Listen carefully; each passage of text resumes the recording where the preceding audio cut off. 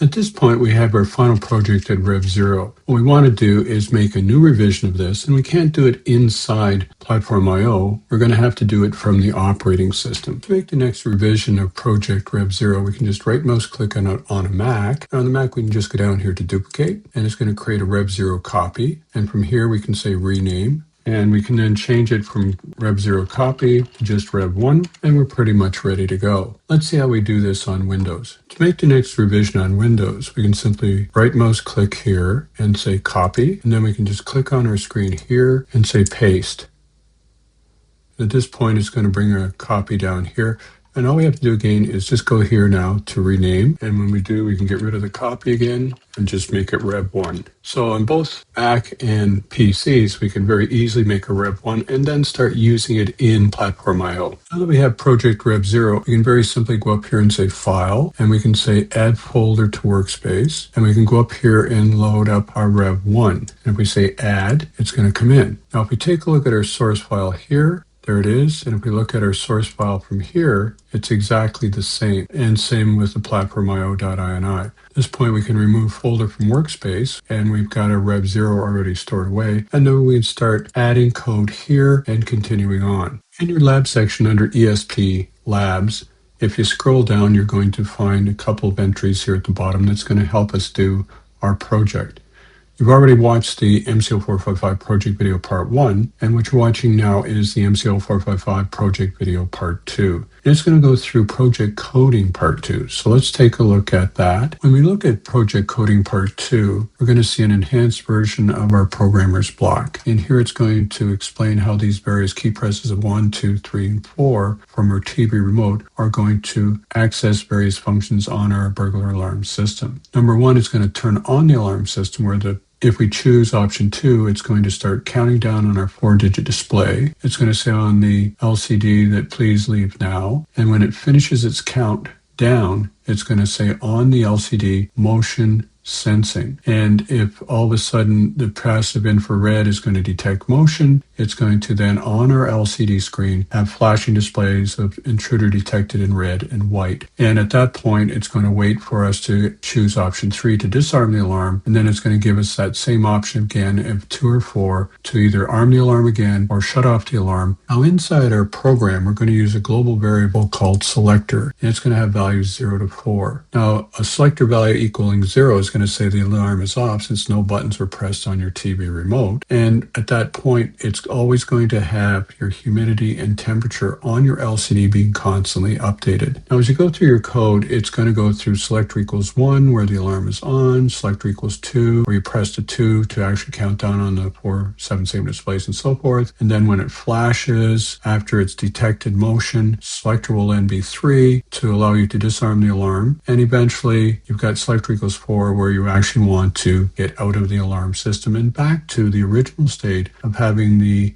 humidity and temperature being displayed on the LCD. Now, as you can see in here, it says while selector equals 0, it's going to do this code from here to here continuously. DHT is a function, and this function is going to call up your DHT11 code that's going to put your humidity and temperature up on the screen. And then it says if you receive something from your TV remote, which chances are you won't at this point, then it's going to go all the way down here and go back to the while loop and then update the DHT11 information on your LCD. But if it happens to actually grab something from your TV remote, it's going to say decoded value equals this, and if decoded value is not equal to, which in my case is pressing the 1 key, then it's going to just do this, which is going to say, okay, get ready for the next key press. But if it happens to be a 1, what it's going to do is set my green LED on, turn off the red and the blue, go and put up on the screen button 1 alarm on, and set selector equal 1. And then it's going to also say you can now grab more key presses from the keypad. Now, if it does this, selector is now 1, which means it's no longer 0, and it's going to continue on to where the code is for selector equals 1. So once you press the 1 key, you're going to be in the code that says while selector equals 1. And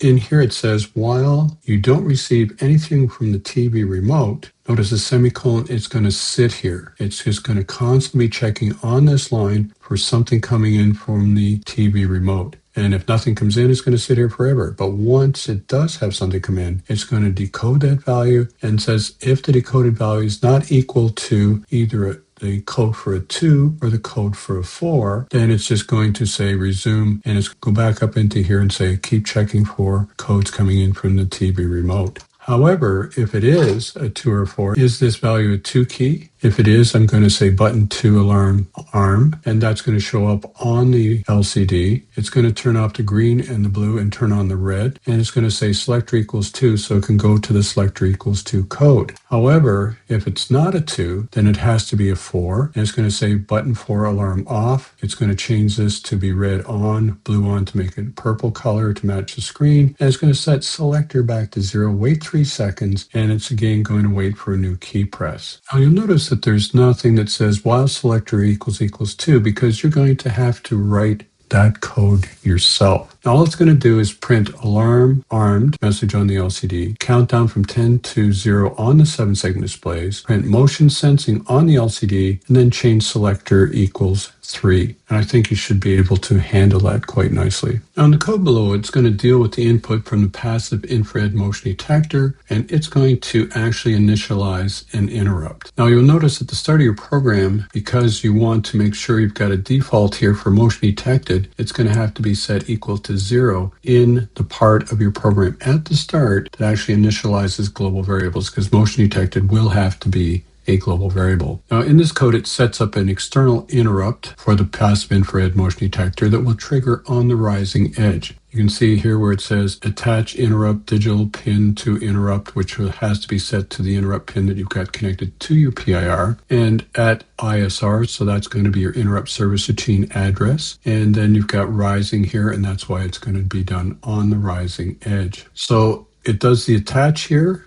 once you get to selector equals 3, and it's going to say while motion detected is equal to 0, which is your default case, it's going to wait 100 milliseconds and then keep looping here because it takes us a little bit of time to set up this interrupt. Now, the only way out of this loop is when motion detected is equal to 1, where you've actually generated an interrupt from the passive infrared. At that point, you want to detach the interrupt and shut it off so it's going to have no more effect. And then you're going to set motion detected equals 0, so the next time it comes around to here, it's already going to have that default set up here. Now, in here, we've got for count equals 1 to 5, it's going to basically turn on the LCD is completely white with the message intruder detected, and then it's going to say intruder detected red. It's also going to make the LEDs the same color, and it's going to do that every second for 5 seconds, and then it's going to say selector equals 4. And then it's going to go down here and say interrupt receive dot resume, which means it's going to allow you to then receive other values from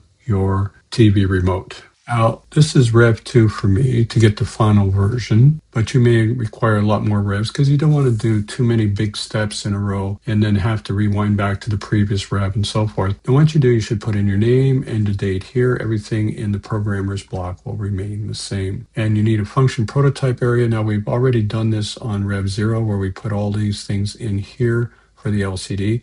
You're going to have to create a function called segCounter, which is going to count from 10 to 0 on your 4-digit display. And you're going to have to turn the program that you did for the DHT11. You're going to have to create a function for that so that when you start up, everything is going to be displayed on your LCD before you actually start activating the burglar alarm system. Next, we have our include section where we have to have all of these includes in here to make it work. And we have a define section with all these things defined. Then you have these basic hardware definitions here where you got receiver pin for your infrared receiver, it's pin 2, and you've got sensor pin here at pin 19 for your passive infrared. Global variables, you got decoded value here, you got decoded results as a class instance of that.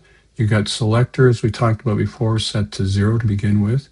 You've got count, which is going to be the count for your 7-segment display. And again, you got motion detected equals 0 to make sure you've set that to 0 before you start. And that's sort of a global variable initialization we talked about before. And you've got read underscore DHT11, which is used to start the conversion. And you got humidity, temperature, and Fahrenheit that again we're using from that program. And you're using buff 16 here because you're using sprint F to actually put stuff up on your 16-character display. Now let's take a brief look at the interrupt service routine section. It's a little bit complicated, but let's go through it. First of all, you have to put in the passive infrared receiver pin here, that pin number. And the concept of mutex, it means that devices have to be mutually exclusive in terms of your coding. So if your code is going to access, in this case, the passive infrared, it can't allow any other processes accessing it at the same time. So that's why you've got this where you're going to lock it here. Then you're going to also make sure this is done in RAM. That's what this part here is for. And you're going to block any other processes by locking it at this point. And then afterwards, you're going to say motion detected equals 1, which is a global variable that we talked about set to 0. And this is our interrupt code is setting it to 1 to let us know that passive infrared has detected motion. And afterwards, again, you're going to allow other processes by unlocking access to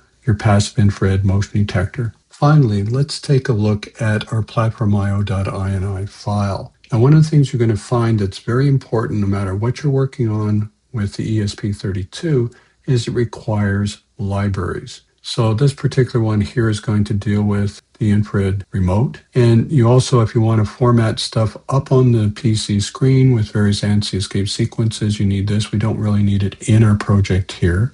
This one you have to have for the Grow backlit LCD display. And this one here you're going to need for your 4/7 segment display here. The other thing is these two lines here at the bottom you don't really need unless you want to get into using the ESP prog to do actual troubleshooting.